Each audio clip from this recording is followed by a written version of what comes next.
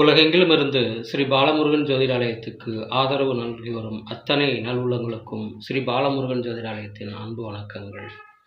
இன்றைய பஞ்சாங்கம் நிகழும் மங்களகரமான விசுவாவசு ஆண்டு புரட்டாசி மாதம் 6ஆம் நாள் சோமவாரம் 2025 ஆங்கில வருடம் செப்டம்பர் மாதம் 22ஆம் நாள் திங்கட்கிழமை. சூரிய உதயம் காலை 6 மணி 1 நிமிடம்.